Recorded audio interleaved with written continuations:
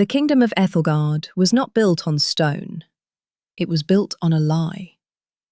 To the world, it was a shimmering beacon of prosperity, a city of white marble and gold spires that seemed to touch the very clouds. But beneath the polished surface, in the labyrinthine servant tunnels that ran like veins through the palace, lived the unseen. My name is Alara, and for 15 years, my world has been exactly 3 feet wide. The width of the corridors I scrub every single morning before the sun dares to rise. In Ethelgard, there is a hierarchy of blood. The gilded are those born into the lineage of King Valerius, a man whose smile is as sharp as a guillotine. Then there are the dustborn, the servants, the cleaners, the shadows.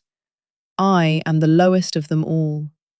I am the maid assigned to the great library of ancestors, a place so vast and lonely that even the spiders seem to die of boredom. But I'm not just a maid. Every time I touch the spine of a book or polish the silver busts of the ancient kings, I feel a strange electric hum in my fingertips. My mother, before she was taken by the great fever 5 years ago, used to whisper to me in the dark of our cramped cellar. "Elara, the stones of this palace remember the truth," she would say, her voice a fragile thread. "They remember the night the dragons fell and the wolves took the throne. You are the heartbeat of those stones. Never let them see you bleed, for your blood is the colour of fire." Today was the day of the solstice engagement. Princess Seraphina, the king's only daughter and a woman whose cruelty was as legendary as her beauty, was to be betrothed to the Duke of the Iron Isles. The palace was a chaotic hive of activity. Thousands of lilies were being imported, their scent so cloying it felt like breathing perfume. I was summoned to the royal chambers. This was unusual. Library maids were rarely allowed into the gilded wing. As I walked, my head bowed low, I caught my reflection in a polished suit of armour. I didn't recognize myself. My skin was pale from years of living in windowless halls, my hair a dull brown from the lye soap. But my eyes, they were a piercing, haunting violet, the colour of the old royalty. "You, the girl with the dull face. Move faster." The voice belonged to Madame Vora, the head housekeeper. She was a woman who enjoyed the sound of a whip more than music. She shoved a tray of diamond-encrusted jewellery into my hands. "The princess needs her invisible to hold the mirror. Go, and if you speak, I'll have your tongue for breakfast." I entered the princess's suite. It was a cathedral of vanity. Princess Seraphina sat before a vanity made of solid ivory, her golden hair being braided by 4 other maids. She looked at me through the mirror with a sneer that could wither a rose. "You're late," she snapped. "Hold the mirror, higher. I want to see how the moonlight catches the necklace." For 3 hours, I stood as still as a statue. My arms ached, my legs felt like lead, but I didn't move. I had learned to dissociate, to go into a trance where I was no longer Elara the maid, but a silent observer of history. As Seraphina leaned forward to adjust her corset, she accidentally knocked a vial of expensive rose oil. It shattered, splashing onto my shoulder and soaking through my thin, threadbare tunic. The fabric became translucent. "Look at you, you clumsy rat!" Seraphina screamed, standing up and spinning around to slap me. But as her hand swung, it stopped mid-air. Her eyes widened, fixating on my left shoulder. The rose oil had made the skin visible, and beneath the surface, a birthmark began to glow with a faint amber light. It was the shape of a dragon curled around a sun, the dragon's crest. The room went deathly silent.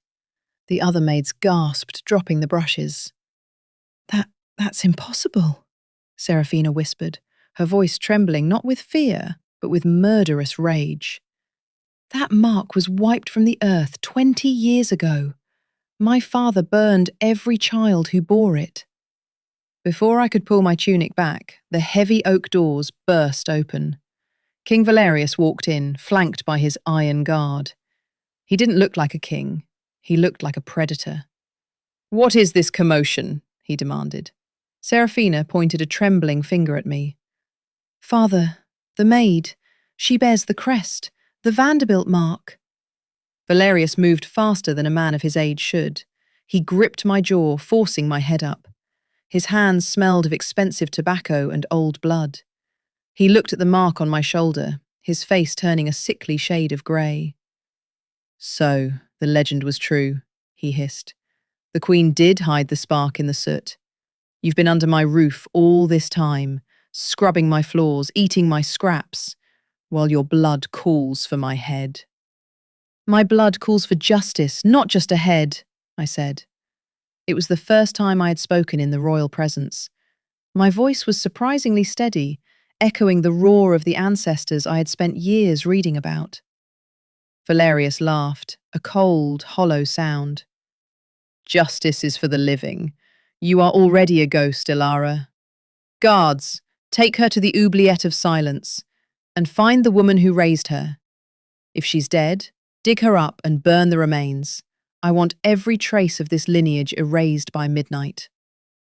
I was dragged through the palace, but not through the beautiful halls. They took me down the dead man's staircase, a spiral of damp stone that led to the foundations of the castle. The oubliette was a hole in the ground, barely large enough to stand in, located beneath the sewer lines. As they threw me in, the head knight, Sir Callan, a man with a scarred face and eyes that seemed to hold a deep grief, paused. He looked at me for a second longer than necessary. "The light in the dark," he whispered, so low the other guards couldn't hear. Then he slammed the iron grate shut. I sat in the pitch black, the sound of dripping water the only company. But I wasn't afraid. For the first time in my life, I knew who I was. I wasn't Ilara the maid. I was Ilara Vanderbilt, the rightful queen of Ethelgard. Hours passed. I began to hum an old melody my mother taught me. Suddenly, a stone in the wall vibrated. A small, hidden latch clicked. "The library isn't the only place with secrets, little dragon," a voice whispered from behind the wall. It was Sir Callan. He had opened a secret passage used by the old kings for escape. He handed me a bundle, a sharp obsidian dagger, and a small, leather-bound diary.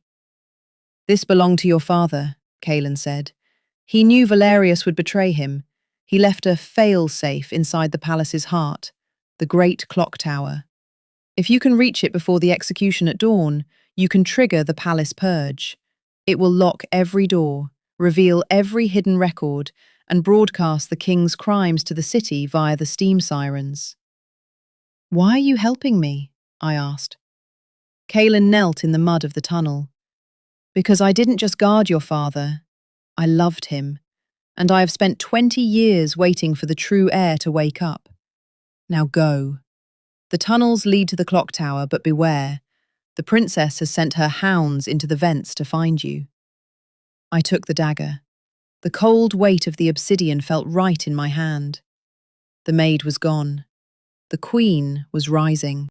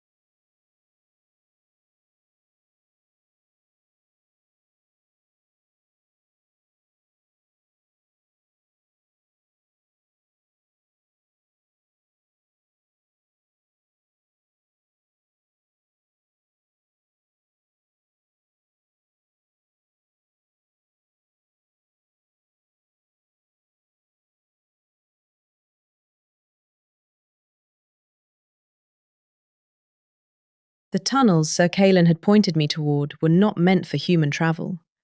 They were the gutters of the palace, a steaming, claustrophobic network of brass pipes and hissing valves that powered the kingdom's opulent displays of wealth.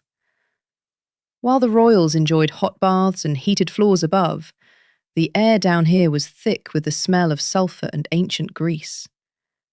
I crawled through the narrow vents, my lungs burning. Every few minutes, a blast of steam would erupt from a relief valve, threatening to scald me alive. But my military-like discipline, born from 15 years of never being allowed to rest, kept my heart steady. I reached a junction where 4 massive brass pipes met. This was the central hydration hub. I remembered this from an old schematic I had seen while dusting the forbidden archives. This hub controlled the flow of the liquid gold, a specialized glowing fuel that powered the palace's majestic clock tower. If I could reach the tower, I could activate the oracle gears. These were ancient mechanical scrolls that recorded every decree, every whisper, and every crime committed within the palace walls since its foundation. Valerius had tried to lock them, but Callan's diary held the Vanderbilt harmonic, a musical sequence that only my voice, carrying the royal resonance, could trigger. Suddenly, the rhythmic thudding of the steam pistons was interrupted by a sound that made the hair on my neck stand up, the scratching of claws against metal. Princess Seraphina's hounds weren't dogs. They were elite, mask-wearing assassins, trained to move through the palace's secret spaces like spiders. I saw the glow of their red-lensed goggles in the darkness behind me. There were 3 of them. "The little bird thinks she can fly," one of them hissed, his voice distorted by a brass respirator. I didn't scream. I didn't plead. I waited until the first assassin lunged, his silver guitar blade flashing in the dim light. I dropped flat, letting the blade whistle over my head and strike a high-pressure steam pipe. Hiss! A jet of boiling steam blasted directly into the assassin's face. He let out a muffled shriek as he tumbled into the darkness of the lower pits. The other 2 hesitated. I used that second to pull the obsidian dagger. I wasn't just a maid. I was a girl who had spent a decade watching the guards train from the library window, memorizing their footwork, their flaws, and their arrogance. I didn't fight them with strength. I fought them with the palace itself. I yanked a manual override lever above me. A massive iron grate, meant for filtering debris, slammed down between me and the remaining hounds.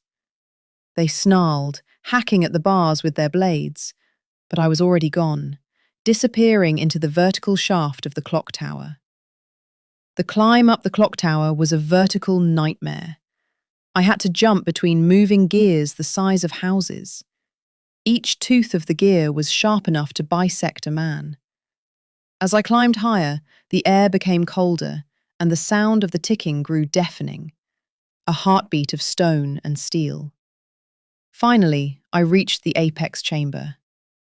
In the center of the room sat the Oracle engine. It was a masterpiece of ancient engineering, a spherical birdcage of rotating gold rings and glass cylinders. Inside the cylinders were thousands of tiny, etched crystal needles, the memory pins of Ethelgard. I approached the pedestal. My hands were shaking, covered in grease and soot. I looked at my mother's diary. The code wasn't a series of numbers. It was a song. A lullaby she used to sing to me in the cellar. I began to hum.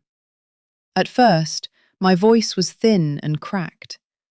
But as I touched the glass of the engine, the dragon's crest on my shoulder began to pulse with a blinding amber light.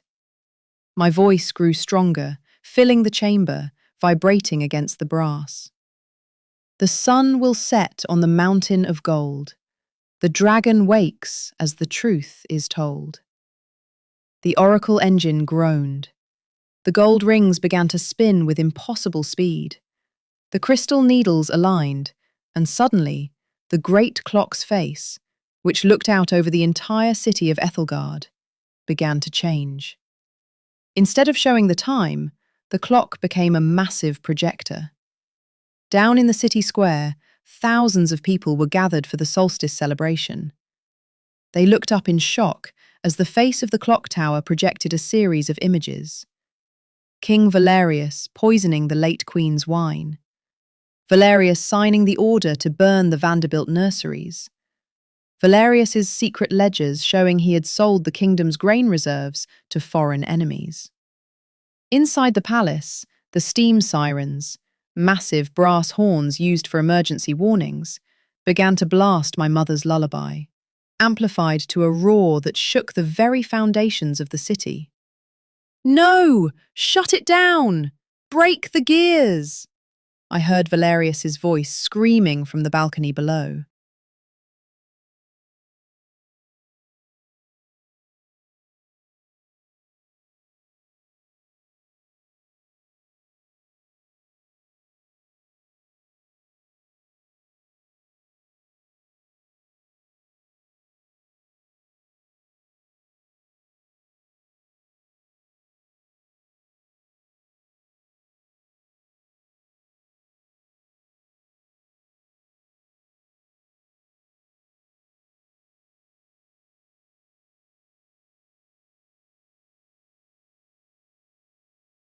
The room stirred.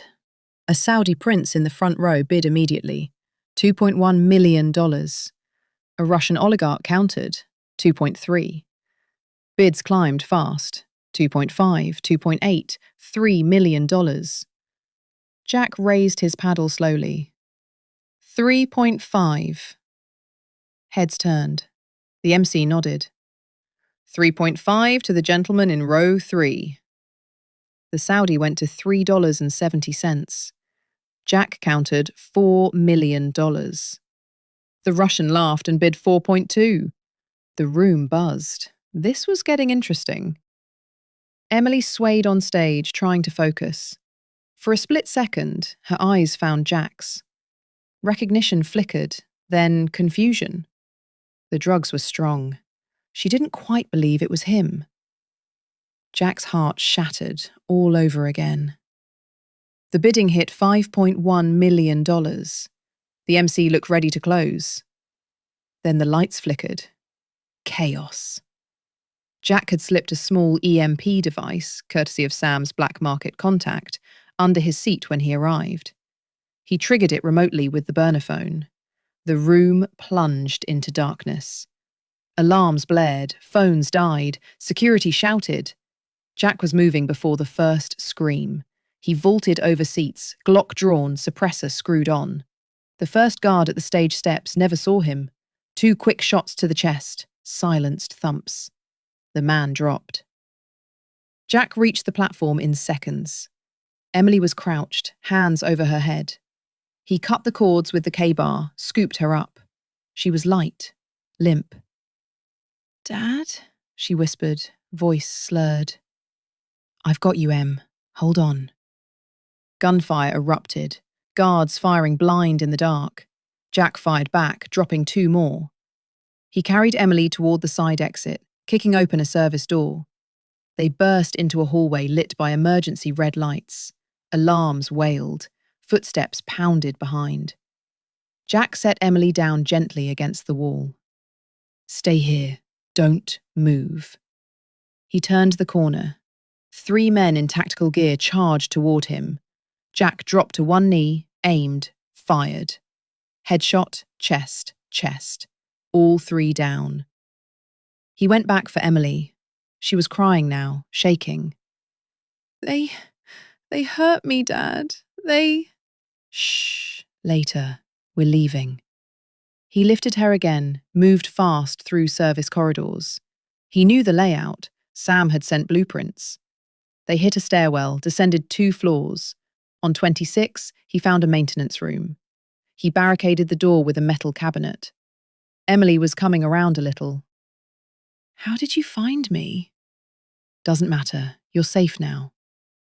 But he knew it wasn't over. Viktor would lock down the building. They had minutes. Jack pulled out the burner, called Sam. Extraction. Golden Mirage. 26th floor maintenance. Now. 2 minutes. Black Suburban at the loading dock.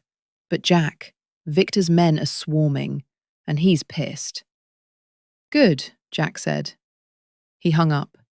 He checked Emily's pulse. Steady. No major wounds. Bruises, cuts, but alive. Footsteps outside. Voices in Russian. Jack positioned himself by the door, Glock ready. The door rattled. Someone tried to force it. Jack waited. The cabinet shifted. A shoulder slammed through. Jack fired through the gap. 3 rounds. Screams. Then silence. He waited 10 more seconds, then opened the door. 2 bodies on the floor. He dragged them inside, locked the door again. Emily stared at the blood. Dad, you killed them. Yes. She didn't say anything else. 2 minutes later, Sam's voice crackled on the burner. Doc, move. Jack carried Emily down the last stairs. They emerged into the underground loading area. Delivery trucks, garbage bins, dim fluorescent lights. A black Suburban idled, lights off. Sam was behind the wheel. Another man, ex-Delta, Sam's muscle, stood guard with an AR-15. Jack put Emily in the back seat. She curled up, shivering. Sam looked at Jack. You got her. Now get out of here. Not yet, Jack said. Sam's eyes widened. Jack, no. You can't take on the whole syndicate alone. I'm not alone. Jack tapped his chest, where Emily's photo rested. And they took something from me. I'm taking everything from them. Sam sighed. At least take this. He handed over a duffel. Inside, more weapons, cash, fake passports, a laptop with syndicate intel Sam had hacked. Jack nodded once. Get her to the safe house in Reno. Doctor on call. Don't let anyone near her. Sam looked at Emily, then back at Jack. What about you? Jack's face was stone. I'm going hunting. He kissed Emily's forehead. She was half asleep, murmuring, Dad, don't leave. I'll be back, kid. Promise. He closed the door. The Suburban peeled out. Jack stood alone in the loading dock. Sirens wailed in the distance. He disappeared into the shadows of Vegas, a ghost with a list. First name on that list, the doctor who doped the girls. Second, the auction manager. Third, Viktor Dragomir. He would take them one by one, and when he was done, the syndicate would be ash. Jack walked into the neon night, the weight of the Glock comforting against his ankle. The hunt had truly begun. The neon of Las Vegas faded in Jack's rearview mirror as he drove north on US 95 toward Reno. But his mind stayed locked on the city behind him. Emily was safe, for now, in Sam's off-grid safe house in the Sierra Nevada foothills. A former black site medic was waiting there to check her over, flush the sedatives from her system, and start the long process of stitching her back together emotionally. Jack had spoken to her once on a secure line before leaving Vegas. Her voice was small, cracked. Daddy, come back soon. I will, Em. First, I have to make sure no one ever tries this again. He hung up before she could argue. Mercy wasn't an option anymore. Sam's laptop sat on the passenger seat, open to the encrypted files he'd compiled on the syndicate. Viktor Dragomir's organization was more than a trafficking ring. It was a multinational corporation of cruelty. Shell companies in Cyprus, real estate in Dubai, private jets registered in the Caymans. Viktor himself was ex-Spetsnaz GRU, decorated in Chechnya, then dishonorably discharged after a massacre that never made the news. He'd reinvented himself in the West as a security consultant for oligarchs and despots. The syndicate's premium auctions were his crown jewel, girls sold to men who could afford to make them disappear forever. Jack's first target? Dr. Elias Moreau, the syndicate's on-call physician, French-born, educated at the Sorbonne, disgraced after selling experimental sedatives to cartels in Mexico. Now he kept the merchandise docile and presentable. According to Sam's intel, Moreau lived in a gated community in Henderson, just south of Vegas. He rarely left the house except for house calls. Jack arrived at 3:17 a.m. The neighborhood was quiet. Manicured lawns, motion sensor lights, security cameras on every driveway. He parked 2 streets over, walked in wearing dark coveralls and a baseball cap pulled low. A silenced .22 Ruger with subsonic rounds was tucked in his waistband, quiet enough not to wake the neighbors. Moreau's house was a modern glass and steel box. Jack bypassed the gate with a cloned RFID fob Sam had provided. The back patio door was locked, but the lock was cheap. 30 seconds with the pick set, and he was inside. The house smelled of antiseptic and expensive cologne. Jack moved silently through the kitchen, past a wine fridge stocked with Bordeaux. Upstairs, light spilled from under the master bedroom door. He pushed it open. Moreau was awake, sitting at a desk in silk pajamas, reviewing patient files on a tablet. He looked up, startled. "Who the hell?" Jack crossed the room in 3 strides, pressed the Ruger to Moreau's temple. Quiet. Hands on the desk. Moreau complied, trembling. "You're the father from the auction." Jack dragged a chair over, sat facing him. "You drugged my daughter. You kept her quiet while they paraded her like meat." "I only follow orders, I don't—" Jack backhanded him with the pistol grip. Moreau's lips split. Blood dripped onto the desk. "Tell me everything. Names, locations, payment accounts, Viktor's schedule. You talk, you might live. You lie, you die slow." Moreau talked. He gave Jack the location of 3 more safehouses, 1 in Phoenix, 1 in Salt Lake City, 1 in Albuquerque. He listed the top buyers from the past year, names Jack recognized from Forbes lists and congressional hearings. He handed over login credentials for the syndicate's dark web portal, and he confirmed Viktor's personal schedule.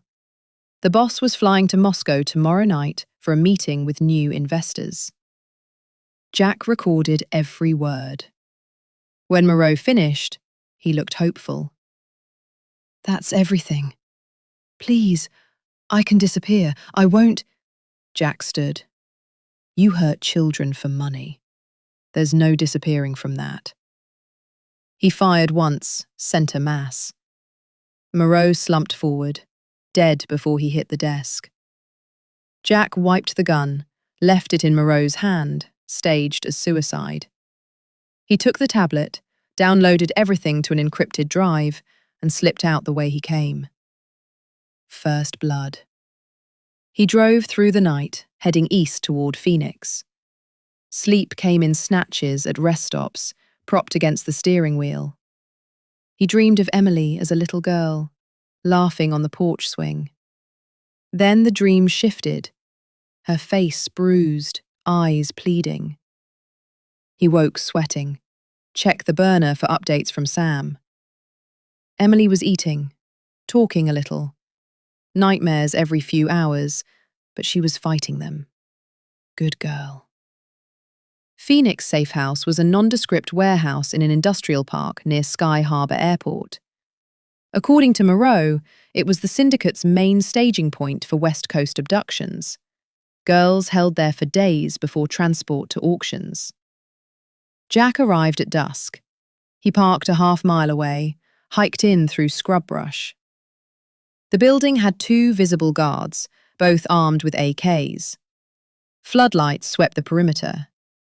He waited for the shift change at 8 p.m. One guard left for a smoke break behind the dumpster. Jack moved like a shadow.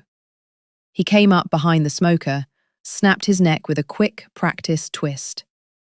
The body dropped silently. Jack dragged it behind the bins, took the man's radio and sidearm. Inside the warehouse, concrete floors, chain-link cages along one wall. 8 girls inside, ages 16 to 22. Most were sedated, curled on thin mattresses. 2 were awake, watching him with wide, terrified eyes. Jack found the control room. 1 technician at the monitors. Jack put the KABAR to his throat. "Open the cages, now." The tech obeyed, fingers shaking on the keyboard. Locks clicked open. Jack spoke low to the girls. "I'm getting you out. Stay quiet. Follow me." He led them through a side door to a waiting cargo van he'd stolen earlier. Plates swapped, no VIN trace. He gave them water, blankets, the tech's phone to call 911 once he was gone. 1 girl, barely 17, touched his arm. "Are you a cop?" "No," Jack said. "Just a father." He drove them to a church parking lot 10 miles away, left the van running, and vanished before the first police cruiser arrived. Second target down. He didn't stop. Albuquerque next. The Salt Lake City safe house was empty, cleared out after the Vegas chaos. Viktor was moving fast, consolidating. But Jack was faster. In Albuquerque, he found the 3rd location, a converted motel on the edge of town. He arrived at 4 a.m., scoped it from across the street with binoculars. 4 guards, 1 manager inside. Lights on in room 12, probably holding merchandise. He didn't bother with stealth this time. He walked straight up to the front door, Glock in hand. The night manager saw him through the glass, reached for a shotgun under the counter. Jack shot him through the door. 2 rounds. Glass shattered. The manager fell. Guards poured out of the rooms. Jack moved like he'd trained for decades. Controlled bursts, moving cover to cover. 1 guard took cover behind a car. Jack shot through the engine block, dropped him. Another tried to flank. Jack spun, double-tapped the chest. 4 down in under 90 seconds. He kicked in room 12. 3 girls, chained to bed frames. No Emily, thank God. But their eyes told the same story. He cut them free, gave them the same instructions. Called an anonymous tip to the FBI tip line from a burner. As he left, he found the manager's laptop. More files. Viktor's flight itinerary. Private jet leaving McCarran tomorrow at 11 p.m. Destination, Moscow via a refuel in Iceland. Jack smiled for the first time in days. Cold. Predatory. He drove back toward Vegas, but this time he wasn't running. He was circling. Sam called as Jack crossed the state line. "Jack, you're leaving bodies everywhere. The feds are connecting dots. They're looking for a vigilante. They've got your description from Vegas witnesses." "Let them look." "You're going after Viktor personally?" "Yes." "His compound in Tahoe is a fortress. Private security, drones, motion sensors. He's got ex-Spetsnaz on staff. And he knows you're coming." "Good," Jack said. "I want him to know." He hung up. The next 24 hours were preparation.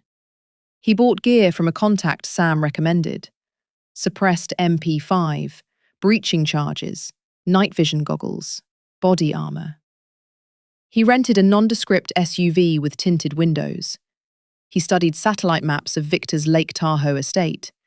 20 acres, lakefront, surrounded by forest. Only 1 road in. Helipad. Underground bunker rumored but unconfirmed. Jack parked in a national forest pullout 10 miles away. He hiked in under cover of darkness, carrying everything he needed on his back. He set up overwatch on a ridge overlooking the compound. Through the scope of a borrowed .308 rifle, he watched. Guards patrolled in pairs. Dogs. Cameras on the perimeter fence. Viktor's black Mercedes G-Wagon sat in the driveway. Jack waited. At 2:17 a.m., the helipad lights came on. A chopper landed. Viktor stepping out, flanked by 4 men. He looked angry, gesturing wildly. Jack couldn't hear the words, but the body language said enough.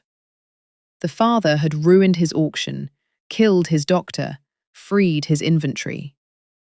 Viktor was losing control. Jack smiled again. He waited until the house quieted. Then he moved. He cut through the fence with bolt cutters, avoided the motion sensors by crawling under low brush. He took out the first perimeter guard with a chokehold. Silent. The second with a knife to the throat. He reached the main house, slipped in through a basement window. The interior was opulent. Marble floors, crystal chandeliers, art worth millions. Jack moved room to room, clearing like he'd done in house-to-house ops in Iraq. He found the armory, took extra magazines, a frag grenade. Then he heard voices. Upstairs, in the master suite. Viktor's voice, thick Russian accent. "The American thinks he can touch me. I will find his daughter again. I will make him watch." Jack's blood went cold. He climbed the stairs, silent. The door was ajar. Inside, Viktor, shirtless, scarred torso, pouring vodka. 2 bodyguards stood nearby. Jack kicked the door open. The guards spun.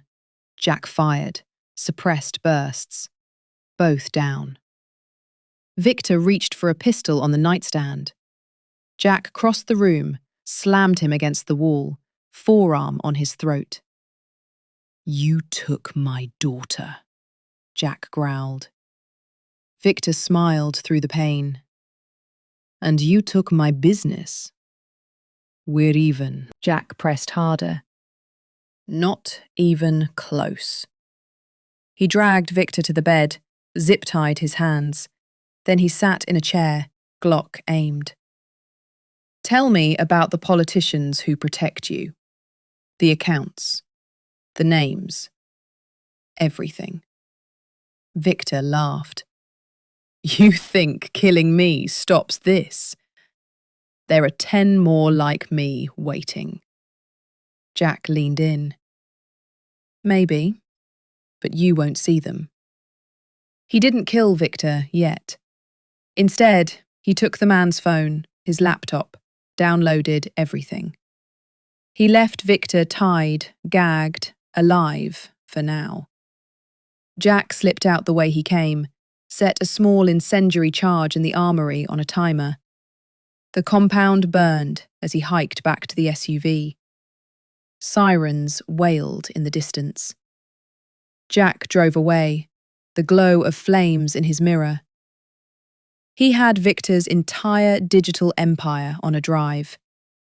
And he had a new plan. The syndicate wasn't just going to die. It was going to be erased. Jack Harlan didn't return to Reno immediately. He couldn't. Not while Viktor Dragomir still breathed. Not while the syndicate's arteries, money, power, protection, still pumped. The drive from Tahoe back to a nondescript motel in Carson City gave him time to think. He'd left Viktor alive, tied and humiliated in his own burning compound, because death would have been too quick. Jack wanted the man to watch everything crumble first. The stolen laptop and phone were gold mines. Viktor's digital empire was sloppy in places, arrogant men often are. Passwords reused across accounts, unencrypted backups, offshore banks with lax KYC. Sam had already cracked the first layer of encryption while Jack was hiking out of Tahoe. By dawn, they had. a list of 47 numbered accounts holding over $320 million in laundered funds. Cayman Islands, Cyprus, Panama. Wire transfer logs linking payments to US politicians, lobbyists, and at least 2 sitting federal judges. A roster of active operatives, lieutenants, recruiters, transporters, scattered across 12 states. Viktor's personal insurance policy, a dead man's switch file, set to auto-release compromising material on high-profile clients if you didn't check in every 72 hours. Jack parked in the motel lot, showered off the smoke and blood, then sat at the small desk with the laptop open. He worked methodically, like dismantling an IED. He didn't need to steal it all, that would trigger immediate alarms. Instead, he used the credentials Moreau had given him to access the syndicate's dark web portal. From there, he initiated a series of small, cascading transfers. $50,000 here, $75,000 there, to dummy accounts he'd set up through Sam's network of shell companies. Each transfer looked legitimate, like normal operational expenses, but they went to accounts Jack controlled. Over the next 18 hours, he siphoned $18.4 million. He didn't want the feds getting credit for this. He wanted the syndicate to tear itself apart from the inside. Using an anonymous Tor browser, he uploaded chunks of the financial data to select dark web forums, where traffickers and buyers congregated. He leaked names of mid-level buyers to investigative journalists he knew from Emily's old campus paper contacts, reporters who wouldn't ask too many questions about the source. Then the big play. The politicians. Jack compiled a dossier. Wire receipts, emails, photos of envelopes changing hands. He sent it encrypted to 3 outlets: ProPublica, The Intercept, and a whistleblower site that fed directly to the FBI's Public Corruption Unit. No fingerprints, just the truth, sharp as a blade. By evening, the first stories broke online. Congressional aid linked to human trafficking network. Judge in Southern District received suspicious payments from offshore entity. Panic would follow. Viktor's protectors would start running for cover. The syndicate's shield was cracking. Jack's phone buzzed. Sam. "You're lighting fires, man." Viktor's on the move. He escaped the Tahoe blaze with 2 men. They're headed to a secondary property in Montana. He's calling in favors, trying to liquidate assets before the feds freeze everything. Jack's voice was calm. "Good. Let him run. I'll follow." He packed up, drove north. The next target was Viktor's chief financial officer, Nadia Petrova. Ex-KGB money launderer, mid-40s, sharp as a razor. She handled the day-to-day numbers, knew where every dollar went. Sam's intel placed her in a luxury condo in Salt Lake City, under heavy guard. Jack arrived at midnight. The building was high-rise, glass and steel, concierge desk, keycard elevators. He didn't go in the front. He found the service entrance, waited for a delivery driver, slipped in behind him. Up the back stairs to the 14th floor. Nadia's door had a biometric lock. Jack used a cloned thumbprint from one of the Tahoe guards he'd killed, lifted during the fight. The door clicked open. Inside, minimalist luxury. White marble, modern art, floor-to-ceiling windows overlooking the city lights. Nadia was awake, sitting on the couch in a silk robe, laptop open, frantically transferring funds. She looked up as Jack stepped in, Glock raised. She didn't scream. She closed the laptop slowly. "You're the father," she said, accent clipped. "You've cost us dearly." Jack closed the door behind him. "You're going to cost Viktor everything." She smiled thinly. You think killing me stops the money? It's already moving. New accounts, new names. Jack crossed the room, sat across from her. I don't need to kill you. I need you to talk. He placed the laptop he'd taken from Viktor on the coffee table, opened it, showed her the files. Nadia's composure cracked. How did you? Doesn't matter. I have the dead man's switch codes. I can trigger the release of everything, every client, every politician, every dirty secret. Or you can give me the final locations, the last safehouses, Viktor's escape routes, and I let you walk. She studied him. You're lying. You'll kill me anyway. Maybe, but you'll die faster if you don't cooperate. Nadia thought for a long moment. Then she spoke. She gave him everything. 3 remaining holding facilities, 1 in Boise, 1 in Rapid City, 1 in Billings. Viktor's current location, a remote ranch outside Bozeman, Montana. Escape plan? Private plane waiting in Billings at dawn in 36 hours. Destination? Undisclosed South American country with no extradition. Jack recorded it all. When she finished, she leaned back. Now what? Jack stood. Now you disappear. Permanently. He zip-tied her wrists, gagged her, dragged her to the bathroom. He injected her with the same sedative cocktail Moreau used to use, enough to keep her unconscious for days. Then he called an anonymous tip to the local FBI field office. Human trafficking suspect in condo 1408, armed and dangerous. He left before the raid. The next 48 hours were a blur of violence and precision. Boise, small warehouse, 2 guards. Jack took them quietly, 1 strangled, 1 throat slit. Inside, 5 girls. He freed them, left them with a phone and instructions. Rapid City, larger operation, 8 guards. Jack went loud, MP5 suppressed bursts, flashbangs.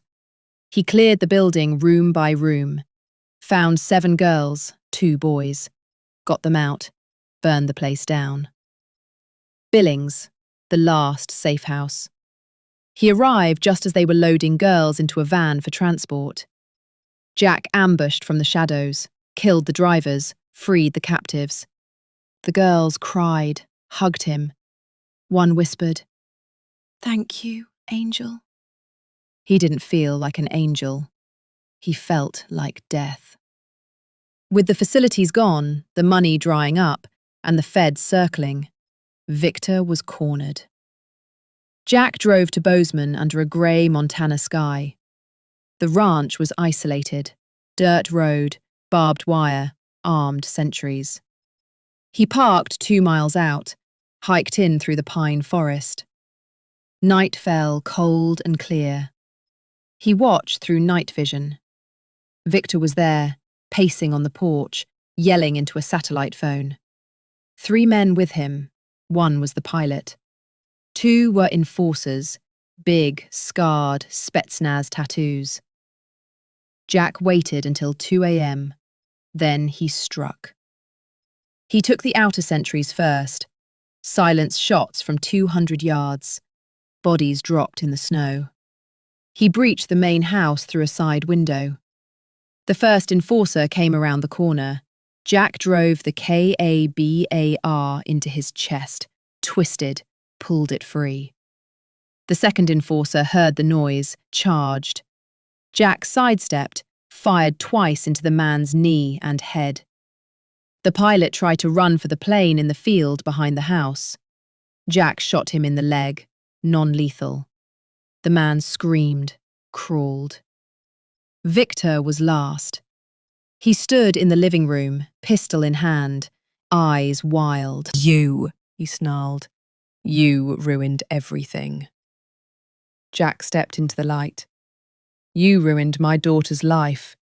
This is balance. Viktor laughed bitterly. You think this ends with me? Someone else will take my place. Maybe, Jack said, but not today. He disarmed Viktor with a quick disarm, wrist lock, knee to the groin. Viktor dropped the gun. Jack kicked it away. He zip-tied Viktor's hands behind his back, forced him to his knees. I have your files, Jack said. Your accounts are empty. Your protectors are running. Your girls are free. Your empire is gone. Viktor spat blood. Kill me then. Do it. Jack leaned down. I will. But first, you suffer. He took out the burner phone, dialed Sam. Send the package, all of it, to every outlet. Now. Sam's voice. It's done. In 5 minutes, the world sees everything. Jack looked at Viktor. In 5 minutes, every client you ever sold to will know their name is public. Every politician who took your money will be under investigation. You're not just dead. You're erased. Viktor's face paled. Jack stood. He walked to the door, paused. One last thing. He turned back, raised the Glock. This is for Emily. Bang. Viktor's body slumped. Jack walked out into the snow. The pilot was still alive, moaning. Jack ignored him. He hiked back to the SUV. As he drove away, his phone lit up with notifications. Breaking news alerts. Massive human trafficking ring exposed. High-profile names implicated. Russian mobster found dead in Montana ranch. FBI raids multiple properties linked to syndicate. Jack turned the phone off. He drove south toward Reno, toward Emily. The war wasn't over, not completely. There would be copycats, remnants, investigations. But the heart of the beast was dead. And for the first time in weeks, Jack felt something like peace. Not forgiveness, not healing. Just the quiet after the storm. The road from Bozeman to Reno was long and empty. A ribbon of blacktop cutting through the high desert and into the Sierra Nevada. Jack drove through the night and into the next day, stopping only for gas and to check encrypted messages from Sam. No tails, no roadblocks. The feds were too busy chasing the wildfire of leaks Jack had started. Congressional hearings being scheduled, indictments being drafted, international warrants issued for surviving syndicate figures. Viktor Dragomir's name was everywhere. Front-page headlines, cable news chyrons, true crime podcasts already planning episodes. The man who had once operated in shadows was now a ghost story told in the light. Jack felt no triumph, only exhaustion. The kind that settles deep in the bones after a war ends. He had killed more men in the last 2 weeks than in his entire agency career. Each death had been necessary, each one a step closer to Emily. But necessity didn't wash away the weight. He arrived at the safe house just after dusk on the 3rd day. The cabin sat on a private dirt road outside Truckee, California. Timber frame, stone chimney, surrounded by tall pines. No neighbours for miles. Sam had chosen well. Jack parked the stolen SUV, he'd swapped plates twice since Montana, a 1/4 mile away, approached on foot. Old habits. He scanned the tree line, checked for tripwires, then knocked the prearranged pattern on the back door. Sam opened it, shotgun lowered. Behind him, the living room was warm, fire crackling, smell of coffee and stew. She's upstairs, Sam said quietly. Sleeping. She's been asking for you every hour. Jack nodded. He set his duffel down, removed his boots, washed the road grime from his hands and face in the kitchen sink. When he looked in the mirror, he barely recognized himself.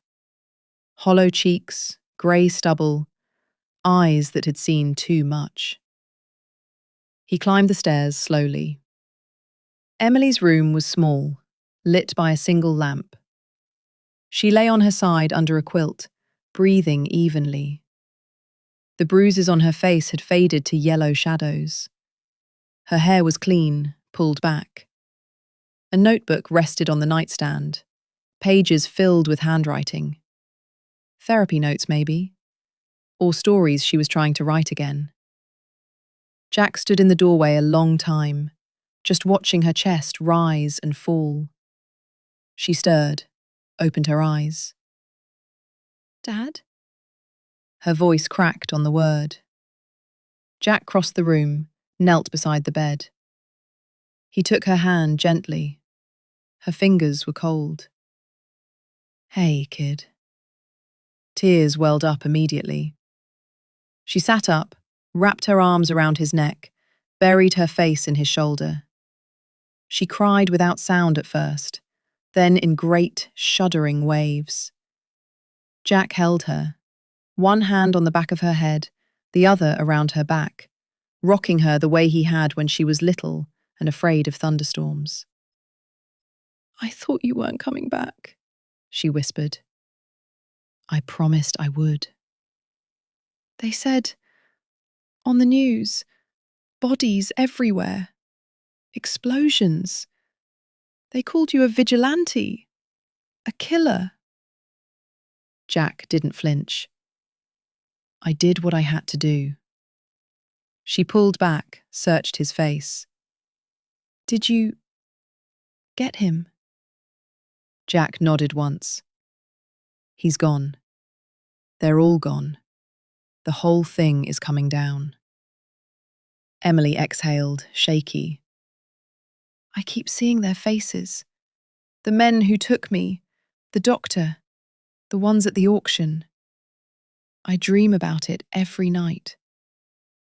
"I know." "I hate that you had to become this for me."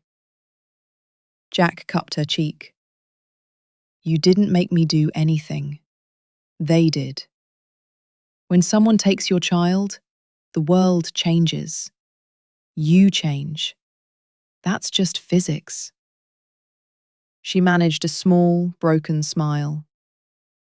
"You always said the world isn't kind." "It isn't. But some people are worth fighting for." They sat in silence for a while, her head on his shoulder, the fire popping downstairs. Sam left them alone, wise enough to know this moment wasn't for him. Eventually, Emily spoke again. "What happens now?" Jack had been asking himself the same question. "We disappear for a while. New names, new place. Somewhere quiet. You finish school online if you want. Therapy, time, whatever you need." "And you?" "I stay close. I watch.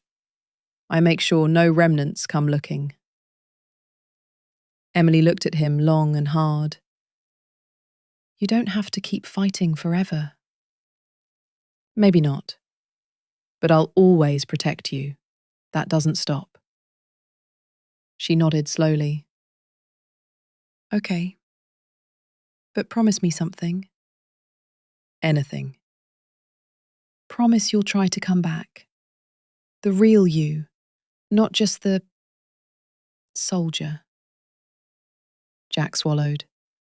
"I'll try, Em. I swear." She hugged him again, tighter this time. Downstairs, Sam had set out food, beef stew, bread, strong coffee. They ate together at the rough-hewn table, the three of them quiet. Sam filled Jack in on the latest. FBI task force formed, assets frozen worldwide, more arrests coming. Viktor's death ruled a homicide, but no leads pointing to Jack. Yet. "They'll keep looking," Sam said. "You're a legend now. Some people will call you a hero. Others, a monster." Jack shrugged. "I don't care what they call me." After dinner, Sam went to bed early.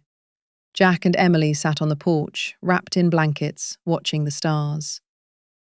The night was cold, crisp, the kind of cold that made everything feel clean. Emily leaned against him. "Do you regret it? Any of it?" Jack thought about the men he'd killed, their faces, their last words, the blood on his hands, the nights without sleep.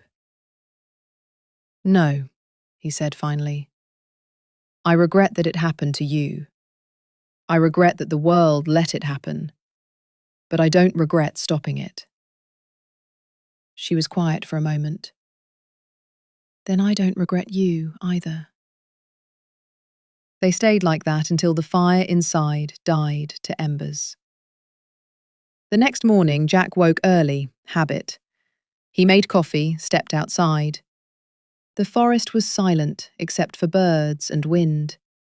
He walked the perimeter, checking sight lines, old instincts.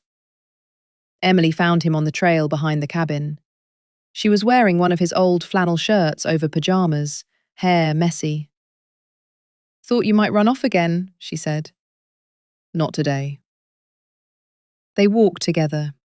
She talked, slowly at first, then faster, about the concert, the van, the dark room, the drugs, the auction lights, the fear.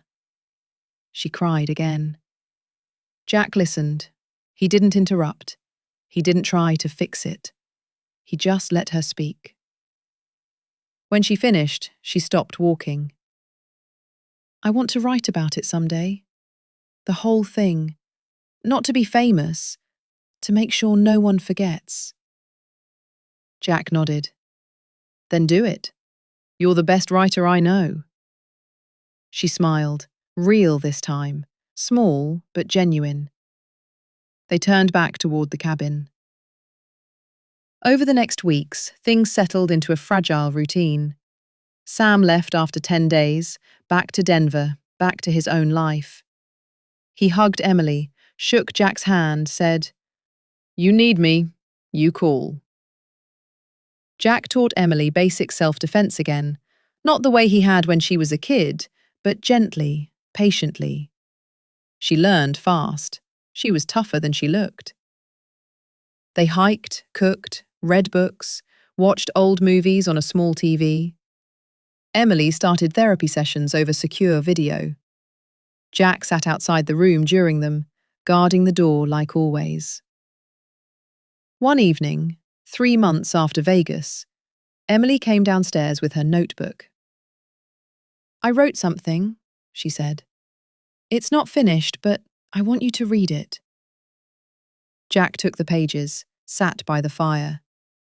It was a short story, first person, a girl at a concert, a father who never stopped looking, a journey through darkness, a father who became the darkness to bring her back. In the end, love isn't soft. Sometimes it's a weapon. Sometimes it's the only thing sharp enough to cut through the night. Jack finished reading. His eyes were wet. He didn't try to hide it. "It's beautiful, Em." She sat beside him. "It's us." He put his arm around her. She leaned in. Outside, snow began to fall, soft, silent, covering the world. Jack looked out the window, past the trees, into the dark. No more shadows chasing them. For the first time in a long time, he allowed himself to believe it might stay that way.